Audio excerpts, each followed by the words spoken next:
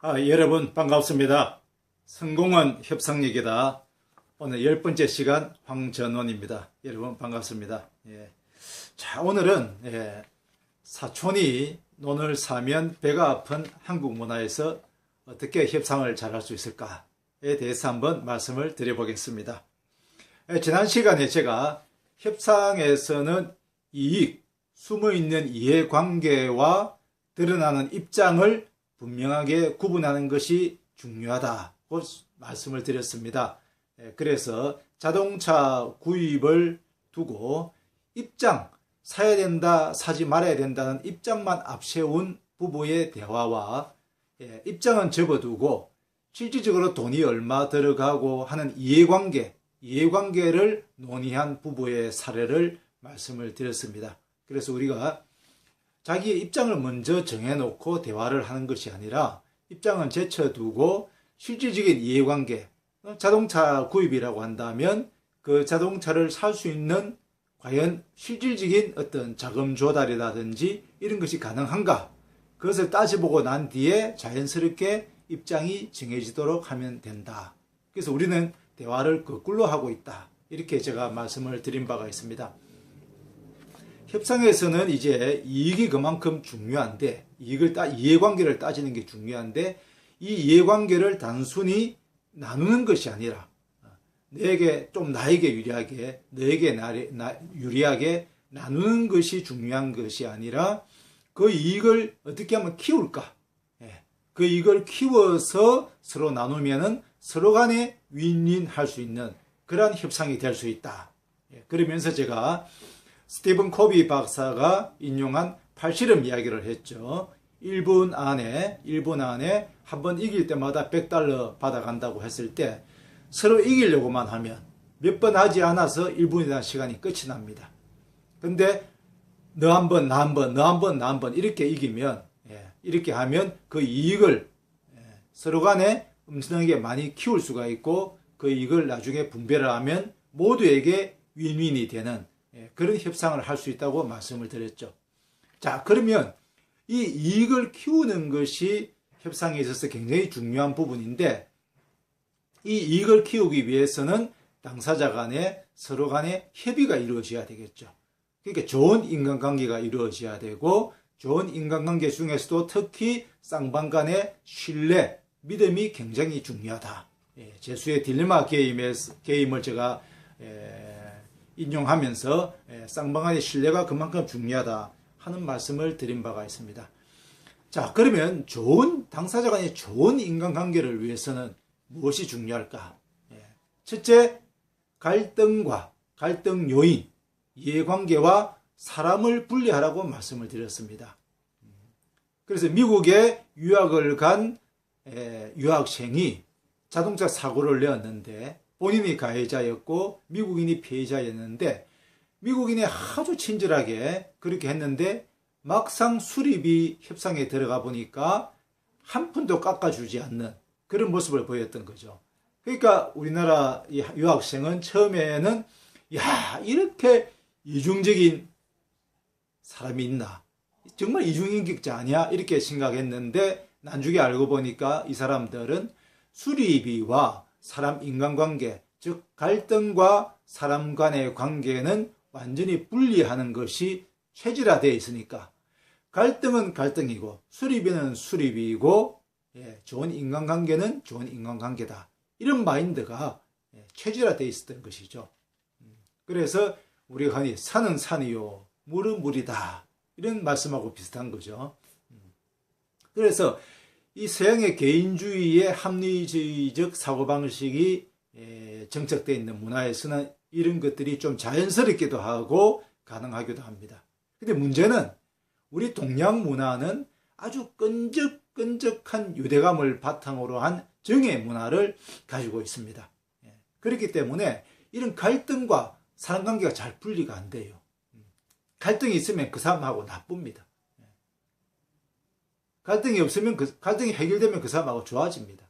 거꾸로 그 사람하고 좋으면 갈등도 잘 해결이 되고 그 사람하고 나쁘면 갈등도 아예 풀리지가 않습니다.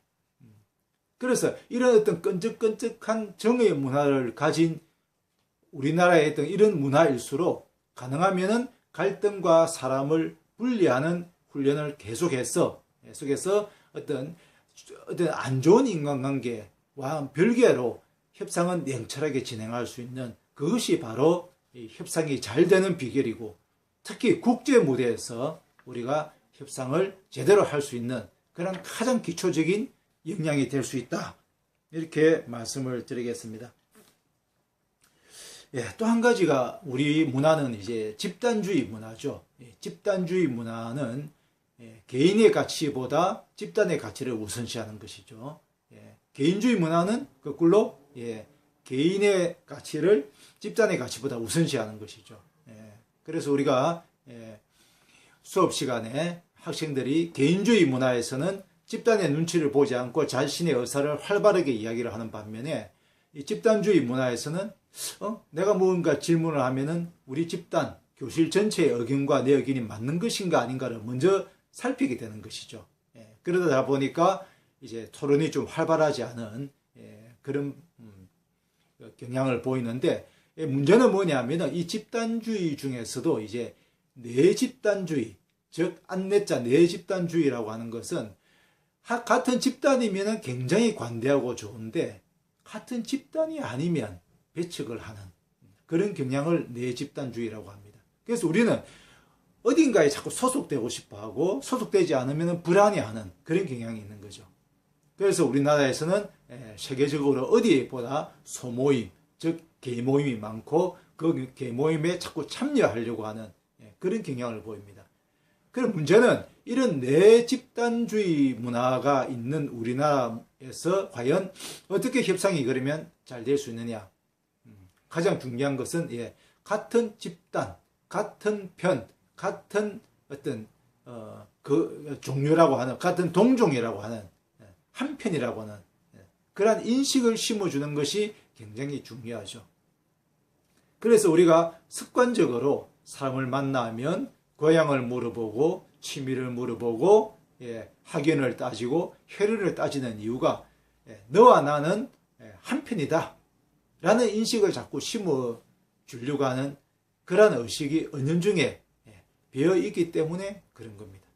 그래서 우리와 같이 이 내집단주의 같은 경우에는 한편이라는 인식을 심어주는 것이 중요하고 특히나 거꾸로 이야기하면 한편이 아니거나 어떤 그런 바탕으로 인한 인간관계가 잘 형성이 안 되는 경우에는 협상 자체가 굉장히 어려워지는, 왜냐하면 한편이 아니면 자꾸 배타성을 띠는 경향이 있으니까 어려워지는 그런 문제점이 있다는 것이죠.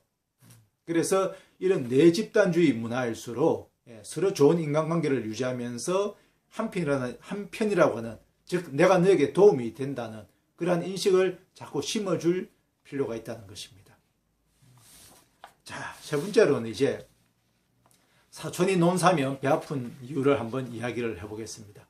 우리나라는 굉장히 상명하복의 수직적 권위주의적 문화가 팽배해 있다고 그럽니다. 그래서 일반 기업체도 그렇고 일제시대의 잔재다, 또 그거 올라가면은 우리나라 유교 시대 유교 문화의 어떤 산물이다, 이렇게 이야기를 많이 하죠. 그런데요, 공교롭게도 그와 동시에 우리는 굉장히 평등주의가 또 굉장히 만연해 있는, 특히 상향식 평등주의가 만연해 있는 사회입니다. 이 상향식 평등주의가 뭐냐 그러면, 즉 나보다 더 성공한 사람, 나보다 더 상향에 있는 사람의 존재를, 그 가치를 인정하지 않으려고 하는 그러한 경향을 우리는 상향식 평등주의라고 합니다. 그러니까 부자가 되었다 그러면 그 사람을 부자로서 인정을 하고 부자로서의 어떤 가질 수 있는 부분을 인정을 해주면 되는 것인데, 뭔가 다른 이유가 있어서 부자가 되겠지, 너나 내가 다를 게 뭐가 있어, 나도 얼마든지 난 너 존재를 인정을 못해, 부자면 부자지, 너와 나는 어차피 똑같은 평등주의야 라는 것을 우리가 상향식 평등주의라고 합니다. 이 상향식 평등주의 자체를 제가 완전히 나쁘게 이야기하거나 부정하는 것은 아닙니다. 그것이 좋은 또 에너지원이 될 수도 있습니다. 그런데 문제는 공교롭게도 우리는 굉장히 상명하고 또 권위주의적 문화를 가지고 있으면서도 동시에 그 다른 사람이 성취한 결과물에 대해서는 인정하지 않으려고 하는 그런 어떤 이율배반적인 그런 문화를 가지고 있다는 거 하는 것입니다. 그래서 사촌이 논 사면 배 아픈 거는 사촌이 논을 살 정도로 부자가 됐으면 그걸 그 자체로 인정을 해주면 되는 것인데 그 사촌이 논을 살 정도로 부자가 되었다는 사실을 인정하기 싫은 것이죠. 그것을 우리가 상향식 평등주의라고 그렇게 이야기를 합니다. 우리나라에는 지금 대학의 기여 입학제가 아직 허용이 안 되고 있죠. 외국 같은 경우는 허용이 되고 있습니다. 즉, 한 대학에 어떤 상당한 기여를 누군가가 했다면 그 기여한 사람의 자손이나 어떤 그런 쪽에 대해서는 대학 입학할 때 약간의 특혜를 부여하는 그걸 우리 기여 입학제라고 그러죠. 그 대학에 기여함으로써 많은 다른 학생들이 어떤 장학금 혜택이라든지 대학 발전에 어떤 도움을 받을 수 있기 때문에 그 받았을 경우에는 그에 상응하는 입학의 특례를 주는 것은 당연하다고 생각을 하는데 우리 문화는 그게 되지가 않습니다. 왜냐하면 그 부자의 그 부분에 대한 부분을 인정하기 싫은 거죠. 그래서 상향식 우리가 평등주의다. 그렇기 때문에 사촌이 논을 사면 배가 아프다고 하는 이야기입니다. 그러면 사촌이 논을 사면 배 아픈 문화에서 우리가 어떻게 협상을 할 것이냐? 이때 이 협상에서 가장 중요한 포인트는 뭐냐 그러면은 협상 당사자로 참여시킬 때 소외시키면 안 된다고 하는 것입니다. 이 상향식 평등주의는 얼마든지 나도 너처럼 될 수 있고 어떤 기본적으로 평등주의를 깔고 있기 때문에 어떤 협상에 있어서 당사자로 참여를 시키는 데 있어서 그 사람을 소외를 시키면 그것은 바로 감정적 대응으로 이어지고 바로 협상 자체가 파토가 나는 무산이 되는 그런 위험성을 크게 내포를 하고 있습니다. 그러니까 무시하지 말라는 것이죠. 굉장히 그것을 우리가 싫어하는 그런 문화가 됩니다. 예를 들어서 이거는 조금 이해가 다르겠습니다만은 가정에서 우리가 이사를 한다. 이럴 경우에 이사를 하게 되면은 그 자녀가 학교를 옮겨야 되는 문제가 있습니다. 그렇다면 이사 지역을 선정을 하거나 협의를 할 때 자녀도 하나의 협상 당사자가 될 수가 있습니다. 근데 우리는 대개 그 협상 당사자로 인정을 하지 않고 부모 간에, 부부 간에 결정을 해서 그냥 정해버리는 것이죠. 자, 이게 사회화로 연결된다. 그럴 경우에 이 사회에서 거기에서 소외된 자녀 입장에서는 그에 대한 굉장히 그 부분에 대해서는 거부 반응을 보이고 그것 때문에 이 전체 협상 자체를 깨려고 하는 그런 감정적인 부분을 촉발할 수 있다고 하는 것입니다. 그래서 이런 어떤 상향식 평등주의의 문화에서는 특히나 이 협상 당사자로 참여하는 부분에 있어서 소외시키는 것을 굉장히 주의를 해야 되고 조금이라도 관계가 있다 그러면 일단은 참여를 시켜서 의견을 듣는 것이 협상을 잘 진행할 수 있는 핵심이라고 말씀을 드릴 수가 있겠습니다. 이 부분에 대해서는 제가 나중에 협상 당사자 부분에 대한 논의에서 조금 더 추가로 설명을 드리겠습니다. 그래서 이 좋은 인간관계를 위해서 평소에 이 감정과 갈등을 분리하는 그런 트레이닝이 굉장히 중요한데 그래서 제가 항상 하는 이야기가 거절도 웃으면서 하라. 비록 협상을 제안해서 거절을 하지만 나는 너에 대해서 좋은 감정을 가지고 있어 라는 걸 위해서 항상 웃으면서 거절을 해줘라. 그리고 협상에 실패해도 사람은 남는다는 마음으로 협상에 임해야 된다. 그리고 실제로 그렇습니다. 예를 들어서 자동차를 판매하는 영업사원이 고객과 협상해서 실패를 합니다. 근데 거기에서 인간관계가 뚝 끊어져 버리면 나중에 다시 그 고객과 자동차 판매를 하려고 그러면 상당히 어색합니다. 그렇지만 협상에 실패했지만 그 고객과 계속 인간관계를 좋은 관계를 유지해 두고 있으면 다음에 자동차를 다시 구매하거나 판매할 때 얼마든지 쉽게 인간관계가 복원이 돼서 일이 잘 풀리는 그런 문제가 있습니다.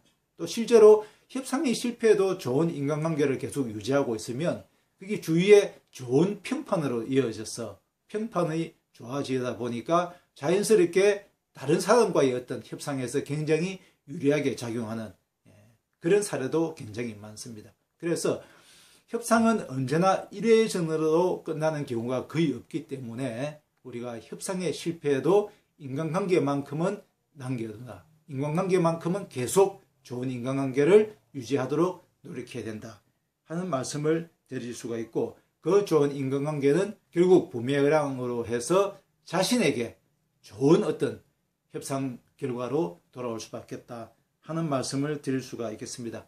그래서 오늘은 여러 가지 좋은 인간관계를 말씀을 드리면서 특히 상향식 평등주의 문화에서는 무엇보다도 상대방을 소외시키지 않는 것, 협상 당사자로 참여를 시키는 것, 이런 부분들이 굉장히 중요하다. 그리고 좋은 인간관계는 협상에 있어서 결렬이 되든 성사가 되든 어떤 경우에도 좋은 인간관계를 유지하는 것은 항상 협상에 도움이 된다. 이렇게 말씀을 드릴 수가 있겠습니다. 다음 시간에 또 뵙겠습니다. 감사합니다.